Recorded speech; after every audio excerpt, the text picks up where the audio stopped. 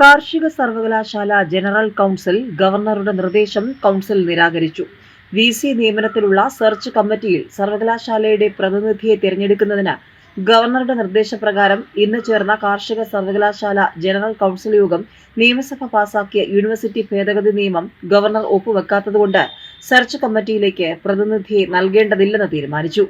സർവകലാശാല pro chancellor കൂടിയായ കൃഷിമന്ത്രിയും LDF തീരുമാനത്തോട് യോജിക്കുകയായിരുന്നു.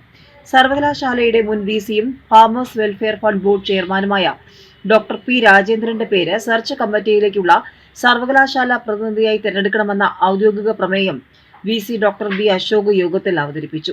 കോൺഗ്രസിലെ 4 അംഗങ്ങൾ VCയുടെ ഔദ്യോഗിക പ്രമേയത്തെ അനുകൂലിച്ചപ്പോൾ CPMന്റെയും CPIയുടെയും അംഗങ്ങൾ ഔദ്യോഗിക അംഗങ്ങളും സെർച്ച് കമ്മിറ്റിയിലേക്ക് അംഗത്തിന്റെ പേര് നൽകാൻ പാടില്ലെന്ന നിലപാട് കൈക്കൊള്ളുകയും പ്രമേയം തള്ളണമെന്ന് ആവശ്യപ്പെടുകയുമായിരുന്നു.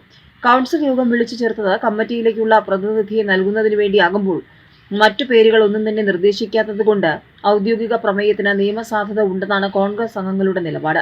ഈ മാസം തന്നെ എല്ലാ സർവകലാശാലകളും സെർച്ച് കമ്മിറ്റിയിലേക്കുള്ള പ്രതിനിധിയെ തിരഞ്ഞെടുക്കണമെന്ന ഗവർണറുടെ നിർദ്ദേശമനുസരിച്ച് 16-ന് കേരളയിലും 17-ന് കൊച്ചിയിലും മാസാവസാനം കണ്ണൂരും യോഗം ചേരുന്നുണ്ട്.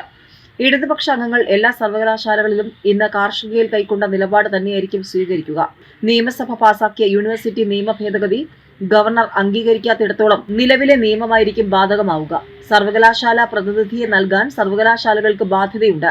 സെർച്ച് കമ്മിറ്റി രൂപീകരണം ചോദ്യം ചെയ്ത് കേരളയിലെ ചില സെനറ്റ് അംഗങ്ങൾ കോടതിയെ സമീപിച്ചപ്പോൾ യൂണിവേഴ്സിറ്റി നിശ്ചിത സമയത്തിനുള്ളിൽ പ്രതിനിധിയെ നൽകണമെന്നും ഇല്ലെങ്കിൽ ഗവർണർക്ക് VC നിയമന നടപടികൾ തുടരാമെന്നും ഉത്തരവായിരുന്നു. യൂണിവേഴ്സിറ്റികൾ സെർച്ച് കമ്മിറ്റിയിലേക്ക് പ്രതിനിധികളെ നൽകാൻ വിസമ്മതിച്ചാൽ യൂണിവേഴ്സിറ്റി പ്രതിനിധികൾ കൂടാതെ VCമാരെ നിയമിക്കാനുള്ള സെർച്ച് കമ്മിറ്റി രൂപീകരിക്കാൻ ഗവർണർക്ക് നിർദ്ദേശം നൽകണമെന്നാവശ്യപ്പെട്ടുള്ള ഡോക്ടർ മേരി ജോർജിന്റെ ഹർജി ഹൈക്കോടതിയുടെ പരിഗണനയിലാണ്.